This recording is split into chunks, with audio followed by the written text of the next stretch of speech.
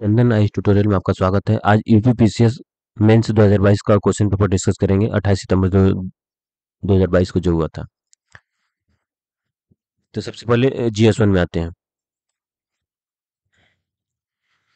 इसमें क्या है, स्पेसिफिक इंस्ट्रक्शन में देर आर 20 क्वेश्चन आएंगे। A consist of 10 short answers. Word limit 125 रहेगी। 20 क्वेश्चन में 10 शॉर्ट आंसर रहेंगे। वर्ड लिमिट कितनी रहेगी? 125 में। सेक्शन बी में 10 क्वेश्चन रहेंगे। वर्ड लिमिट रहेगी 200। हिंदी इंग्लिश दोनों में रहेंगे। ऑल क्वेश्चन कंपलसरी है। ठीक है, फिर आते हैं सेक्शन ए में, जो 125 वर्ड में हमें लिखना है। पहला क्वेश्चन है, मौर्यकालीन कला एवं स्थापत्य कला की प्रमुख विशेषताओं को वर्णन कीजिए। Describe the salient features of modern art and architecture. Question number second में आते हैं, 19वीं सदी के उत्तर प्रदेश में पुनर्जागरण के स्वरूप पर प्रकाश डालिए। थर्ड क्वेश्चन है, आजादी प्रेस की आजादी के लिए संघर्ष में राष्ट्रवादी नेता बाल गंगाधर तिलक के योगदान का वर्णन कीजिए। एक minute.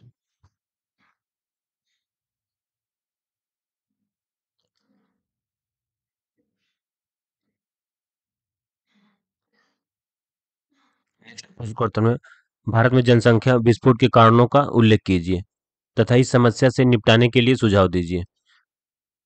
Discuss the causes of population explosion in India, give suggestion to combat this problem.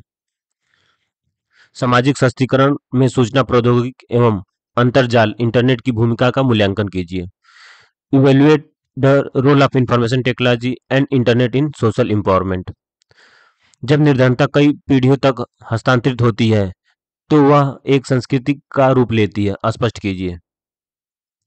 Heritage arc क्या है? What is heritage arc? पर्यटन संभावनाओं की दृष्टि से उत्तर प्रदेश में इसके महत्व को रेखांकित कीजिए। स्मार्ट सिटी मिशन क्या है? पूर्वी उत्तर प्रदेश में इस योजना हेतु चुने गए नगरों की प्रमुख विशेषताओं की विवेचना कीजिए। उत्तर प्रदेश की सिंचाई परियोजना के सउदाहरण सहित विस्तृत विवरण दीजिए। Give an account of irrigation project of Uttar Pradesh in detail with suitable example. Uttar Pradesh में मनाने जाने वाले विभिन्न त्योहारों का उल्लेख कीजिए। Mention various festival which are celebrated in Uttar Pradesh. Section B में आ गए, ये 12 नंबर के क्वेश्चन होंगे और हमें वर्ड लिमिट कितनी है? 200 है।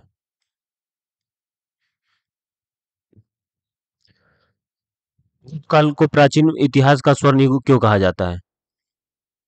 Why Gupta period consider as the golden age in ancient history of ancient history. Next आते हैं, भगत सिंह द्वारा प्रतिपादित क्रांतिकारी दर्शन पर प्रकाश डालिए। Throw light and revolutionary philosophy formulated by Bhagat Singh. प्राचीन भारतीय ज्ञान की उन बिंदुओं को स्पष्ट करिए जिनके आधार पर भारत के विश्व गुरु अभिहित किया गया। क्वेश्चन नंबर 14 है, भारतीय समाज में निरंतरता और एवं परिवर्तन के कारकों का प्रकाश डालिए। Throw light on the factors of continuity and change in Indian society. वैश्वीकरण निजीकरण को परिभाषित कीजिए। इन दोनों उद्देश्यों को पर भी प्रकाश डालिए। Define globalisation and privatisation, discuss their objective. जातीय गठजोड़ धर्मनिरपेक्षता और राजनीतिक कारकों से उत्पन्न, न कि आदिम, पहचान करें और चर्चा कीजिए। क्वेश्चन नंबर 17 में आते हैं, उष्ण कटिबंधीय चक्रवातों की उत्पत्ति के कारण संरचनात्मक संरचना और संबंधित मौसम का विवरण कीजिए। Describe the causes of origin structure weather associated with tropical cyclones. भारत में ग्रामीण अधिवासों के प्रतिरूप को प्रभावित करने वाले कारकों का विवेचना कीजिए। Discuss the factors affecting rural settlement pattern in India. Bharat में भूकंप पेटियों का वर्णन कीजिए। Describe earthquake belts in India. Uttar Pradesh के पूर्वांचल क्षेत्र में प्रचलित प्रमुख लोकगीतों को विवरण प्रस्तुत करने हेतु उनकी प्रमुख विशेषताओं का उल्लेखित कीजिए। Presenting the details of the popular folk song in Purvanchal region of Uttar Pradesh, mention their silent features. तो इस तरह 20 क्वेश्चन हो गए हमारे जीएस वन के। अब आते हैं हम जीएस टू में। जीएस टू में देखिए, पेपर सुबह शाम होते हैं। 28 सितंबर को मॉर्निंग शिफ्ट में जीएस वन हुआ था, आफ्टरनून शिफ्ट में जीएस टू हुआ था। हेल्डन 28 सितंबर। तो इस तरह हम तैयारी करेंगे कि एक दिन में हम 40 क्वेश्चन लिख सकें, 20 मॉर्निंग में 20 आफ्टरनून में। अब आते हैं सेम, इसमें सेम पैटर्न है, टोटल 20 क्वेश्चन रहेंगे, सेक्शन में 60 क्वेश्चन है। ठीक है, 125 वर्ड लिमिट है, 8 नंबर के रहेंगे 10 क्वेश्चन। सेक्शन बी में 11 से 20 में टोटल 10 क्वेश्चन आएंगे, वर्ड लिमिट 200 रहेंगे। ठीक है, और कितने नंबर के रहेंगे, 12 मार्क्स होंगे। ऑल क्वेश्चन कंपलसरी है। सबसे पहले क्वेश्चन में आते हैं GS2 का, ये है ई गवर्नेंस से संबंधित उमंग योजना की मुख्य विशेषता बताइए। गरीबी और भूख के मूल के कारण इनको दूर करने के लिए सरकारी नीतियां लागू की गई हैं। What are the fundamental causes of poverty and hunger? What are government schemes which have been implemented to eliminate poverty and hunger? ठीक है, पॉवर्टी और हंगर। तो से HDG आपको पता ही है, HDG 1 नो पॉवर्टी, और दूसरा क्या है, जीरो हंगर। इसके बारे में बताना है आपको। नीति निर्माण प्रक्रिया में गैर सरकारी संगठन भूमिका विवेचना कीजिए। Discuss the non governmental organisation in this process of policy making. भारत के संविधान के अनुच्छेद 21 की परिधि में कौन कौन से अधिकार शामिल हैं? क्वेश्चन नंबर 5 है, राज्य के मुख्यमंत्री और राज्यपाल के कार्यों एवं संबंधों का पर विचार कीजिए। Consider the function and relative relation consider the function and relation of chief minister and governor of state. केंद्र और केंद्र राज्य वित्तीय संबंधों में वित्त आयोग की भूमिका का आलोचनात्मक परीक्षण कीजिए। Critically examine the role of finance commission. कितना हो गया, article 280। In the in the centre state financial relation, उसके बारे में बताना है। लोक अदालतों में विधिक प्रणाली में परिवर्तन लाने के उत्प्रेरक की भूमिका निभाई, स्पष्ट कीजिए। Lok Adalat have act as the great catalyst for change in Indian legal system. ऊर्जा सुरक्षा प्रश्न एक बार थोड़ा इसे बड़ा कर लेते हैं।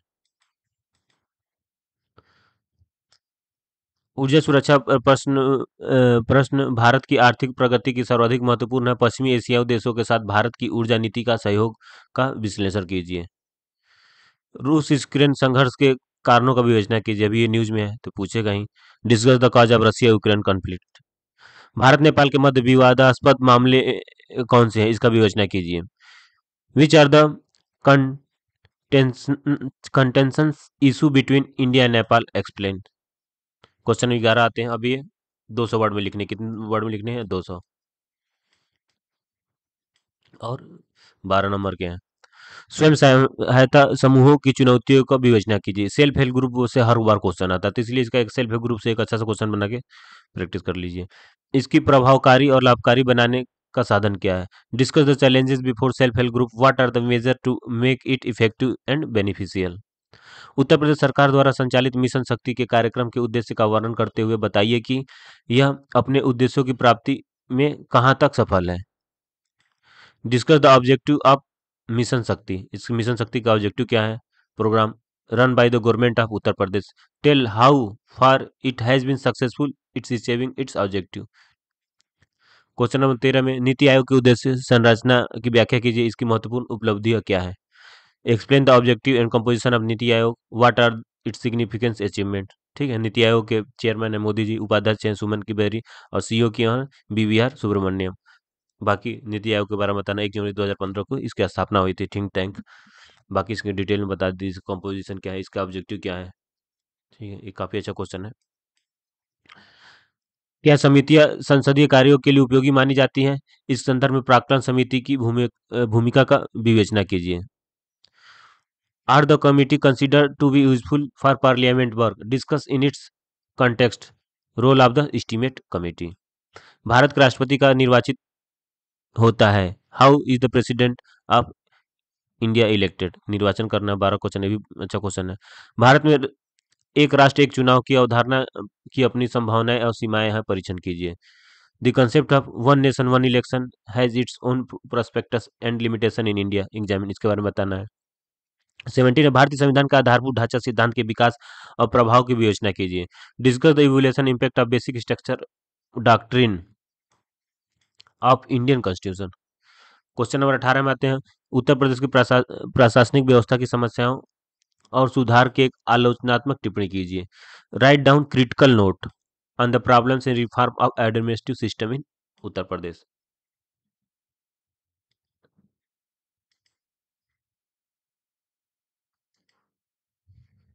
भारत और अमेरिका के बीच विवाद और सहयोग के क्षेत्र क्या है, चर्चा कीजिए। Water the area contention and cooperation in India USA relation discuss. Bharat के सतत विकास में विश्व बैंक की भूमिका का मूल्यांकन कीजिए। Evaluate the role of world bank in sustainable development of India. ये 20 क्वेश्चन हो जाएंगे। हमारा जीएस टू कंप्लीट हो गया। अब आते हैं जीएस थ्री में। जीएस थ्री क्या है, अगले दिन होगा, नेक्स्ट डे। ये कब हुआ था, 29 सितंबर को। फर्स्ट डे हो गया GS one and GS two, third होगा, दूसरे दिन होगा, सॉरी, पहले मॉर्निंग शिफ्ट में होगा जीएस थ्री और फिर आफ्टरनून होगा जीएस फोर। तब जीएस थ्री पेपर में आते हैं।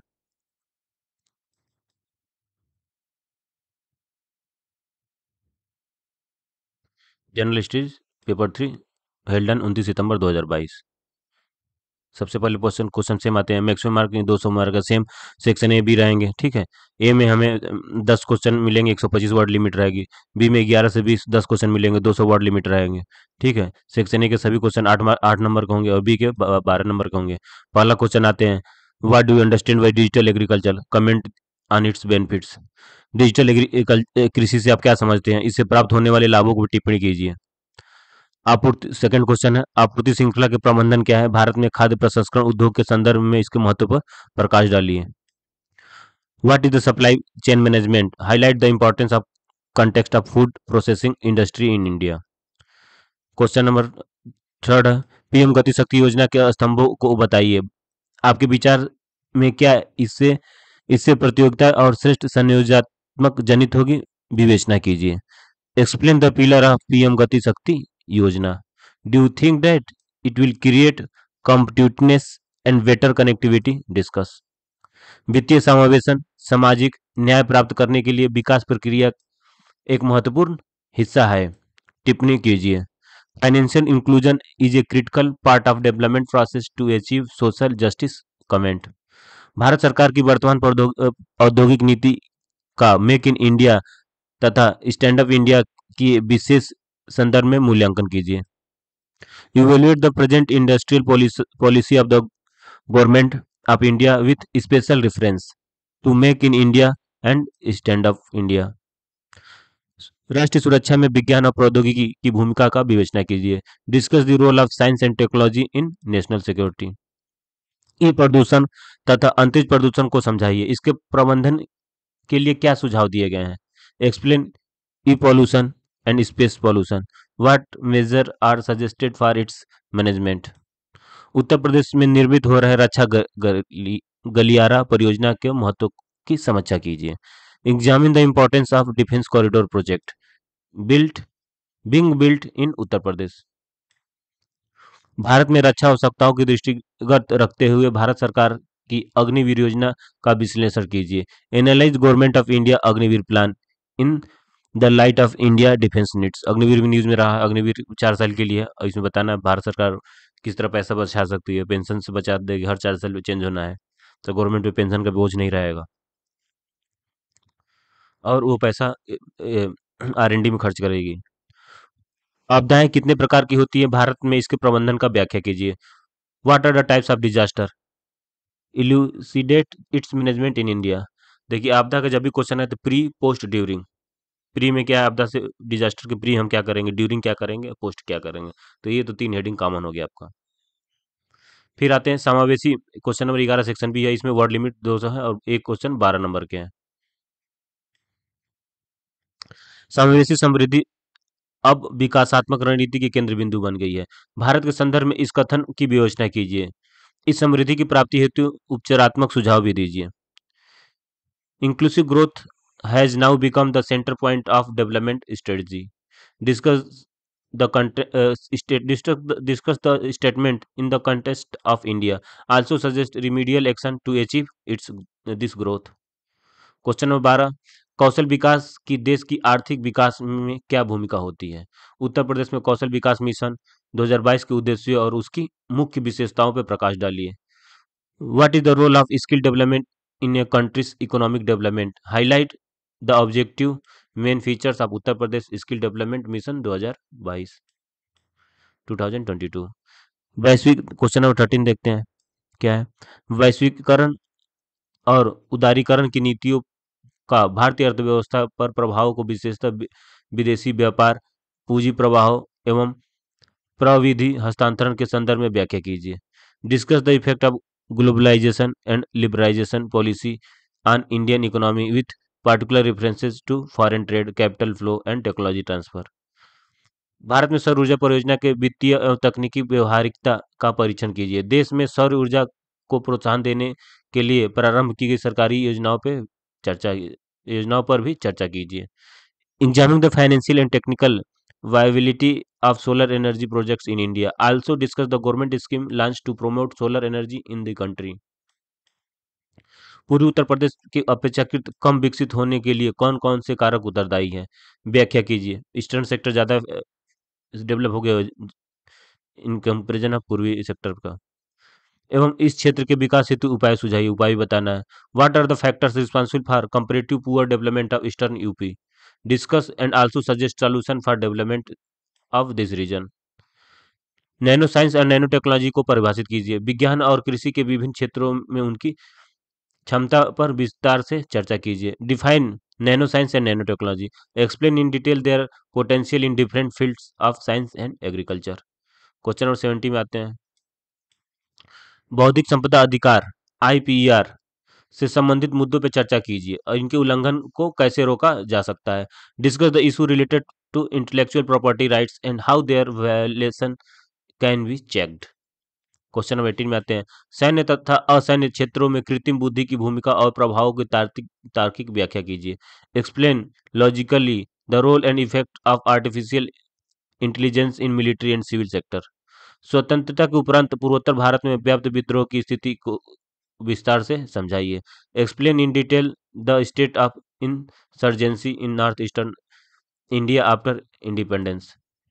आपदा प्रबंधन में सरकार की क्या भूमिका है? क्या स्थानीय नागरिकों की इसका परीक्षण देना उचित होगा? अपने उत्तर के पक्ष में तर्क दीजिए।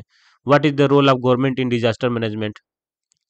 Will it be appropriate to be train local citizen for this? Give reason in the support of your answer. देखिए, आपदा प्रबंधन के लिए एक चलता है सिविल डिफेंस, तो उसके बारे में बताना है। आपदा प्रबंधन से दो क्वेश्चन आ गया डिजास्टर से। ठीक है, एनडीआरएफ की स्थापना 2005 में हुई थी। तीसरा हमारा जीएस 3 कंप्लीट हो गया। अब हम आते हैं जीएस 4 में, लास्ट पेपर। जीएस 4 भी 29 तारीख को ही शाम को हुई थी, सेकंड शिफ्ट में हुई थी। तो हमें उस लेवल प्रिपेयर करना है कि 2 दिन में 4 पेपर दे देने, GS 1 2 3 4। फिर आते हैं सेम जीएस, समय 3 घंटे हैं, अधिकतम मार्क 200 के हैं। सेक्शन ए में भी 10 क्वेश्चन आएंगे। ठीक है, 125 वर्ड लिमिट है। सेक्शन बी में भी 10 क्वेश्चन आएंगे, वर्ड लिमिट 200 है। ठीक है, नेक्स्ट एक चीज और है। एनी पेज या portion page left blank in the answer booklet must be clearly stuck up कर देना है। स्टक अप, एक आप ऐसे मतलब लाइन खींच दीजिए। नेक्स्ट क्वेश्चन नंबर 1 में आते हैं। पहला क्या है? लोक सेवकों की, थोड़ा बड़ा कर लेते हैं इसमें। लोक सेवकों की लोकतंत्रीय अभिवृत्ति और अधिकारी तंत्रीय अभिवृत्ति में अंतर बताइए। Difference between democratic attitude and bureaucratic attitude of public servants. जनता की विरोध, क्वेश्चन नंबर 2, जनता के विरोध के संबंध में अनुनय की भूमिका की तर्क सहित व्याख्या कीजिए। Explain the role of persuasion in the relation to public protest with proper argument. निष्पक्ष को परिभाषित कीजिए। कमजोर वर्ग की समस्याओं के समाधान को निष्पक्ष की भूमिका की विवेचना कीजिए। Define impartiality and discuss the role of impartiality in solving problem of weaker section, कमजोर वर्ग का। क्वेश्चन नंबर 4 में है, संवेगात्मक वृद्धि से आप क्या समझते हैं? इनके आयामों का आयामों की विवेचना कीजिए। What do you understand by emotional intelligence? Discuss it's dimension, इसके डायमेंशन क्या क्या है। लोक सेवकों के संदर्भ में निम्नलिखित प्रासंगिकता की व्याख्या कीजिए। पहला है समर्पण, दूसरा जवाबदेही है। Describe the relevance of following in the context of civil servant. पहला डेडिकेशन क्या है, ठीक, अकाउंटेबिलिटी क्या है उनकी। डेडिकेशन समर्पण, अकाउंटेबिलिटी जवाबदेही। प्रशासन एक नैतिक कार्य है और प्रशासक एक नैतिक अधिकर्ता है। इस कथन को स्पष्ट कीजिए। Administration is a moral act and administrator is a moral agent. Explicate this statement.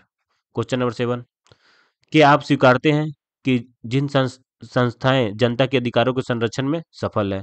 Do you accept the public institution are successful in preservation of rights of people? Question number 8, अंतरात्मा की आवाज से आप क्या समझते हैं? लोक सेवकों के कर्तव्य निर्वहन में यह किस प्रकार मदद करता है? What do you understand by voice of conscience? How does it helping in performing the duty of civil servants? Question number 9 में, वे कौन सी परिस्थितियां हैं जो अधिकारी की सत्यनिष्ठा के बारे में संदेह उत्पन्न करती है? What are the circumstance which create suspicion about an अफसर इंटीग्रिटी? उसके इंटीग्रिटी पे संदेह उत्पन्न करता है, सत्यनिष्ठा पे। क्वेश्चन नंबर 10 आते हैं सेक्शन ए का लास्ट क्वेश्चन है, विभेद कीजिए सदाचार संहिता आचार संहिता में, सहिष्णुता और करुणा में, differentiate between code of ethics and code of conduct, ठीक है, टॉलरेंस एंड कंपैशन। अब सेक्शन बी में आते हैं, अब 12 नंबर करेंगे और हमें कितने वर्ड लिमिट है इसमें 200 है। अभिक्षमता किस प्रकार रुचि से भिन्न है? यदि किसी में लोक सेवक बनने की रुचि है लेकिन लोक सेवाओं के निर्वहन करने की अभिक्षमता नहीं है तो क्या वह लोक सेवक के रूप में सफल होगा? विवेचना कीजिए। How aptitude is different from interest? If one has the interest to become civil servant but does not have aptitude for it, then he will या see be successful as a civil servant? Discuss, विवेचना कीजिए। Question number 12, सहनशीलता सर्वोत्तम मूलभूत मूलभूत मूल्य है। Tolerance is supreme fundamental value. इस कथन की विवेचना एक लोक सेवक के संदर्भ में कीजिए। Discuss the statement in the context of civil servant. Question number 13 में आते हैं, सामाजिक प्रभाव से आप क्या समझते हैं? What do you understand by social influence? सामाजिक प्रभाव और अनुनय कैसे व्यवहार में परिवर्तन ला सकता है? How social influence and persuasion can bring out behavioural change? करुणा की आधारभूत आवश्यकताएं क्या है? What are the basic requirement of compassion? लोक सेवा में कमजोर वर्ग के प्रति करुणा की क्या आवश्यकता है?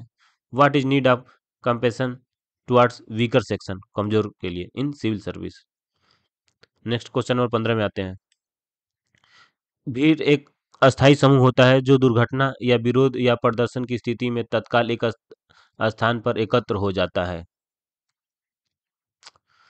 Crowd is temporary group which immediately collect at one place in situation of accident या प्रोटेस्ट या डिमॉन्स्ट्रेशन। इस भीड़ की हिंसात्मक होने की संभावना हमेशा बनी रहती है। The probability of this crowd becoming violent is always possible. बहुत बार यह भीड़ अनावश्यक हिंसा की स्थिति पैदा कर देती है। Many times this crowd creates unnecessary situation of violence. किस अनुनयात्मक विधि से भीड़ को नियंत्रित और संतुष्ट किया जा सकता है? व्याख्या कीजिए। Through which pursuance method of crowd may be controlled and satisfy, explain. Question number 16 में आते हैं, सूचना के अधिकार अधिनियम केवल नागरिकों के सशक्तिकरण के बारे में नहीं है। The right of information act is not only about citizens empowerment, अपितु यह आवश्यक रूप से जवाबदेही की संकल्पना को पुनर्परिभाषित करता है। विवेचना कीजिए। But it essential redefines the concept of accountability. Discuss, विवेचना कीजिए। उपयुक्त उदाहरणों द्वारा निगमित शासन में नैतिक मुद्दों की व्याख्या कीजिए। Explain with suitable example with ethical issue in corporate governance. Question number 18, समाज में भ्रष्टाचार को रोकने के लिए आपके अनुसार क्या कदम उठाने चाहिए? व्याख्या कीजिए। What step should be taken according to you to prevent corruption in the society? Explain. आचरण की शुद्धि के लिए बुद्ध द्वारा बताए गए अष्टांगिक मार्ग की व्याख्या कीजिए। Explain the eightfold path given by Buddha for a purification of conduct. Next, Sanjeev एक आदर्शवादी है। The Sanjeev is idealist. उसका विश्वास है कि सत्य सत्य सर्वश्रेष्ठ सद्गुण है।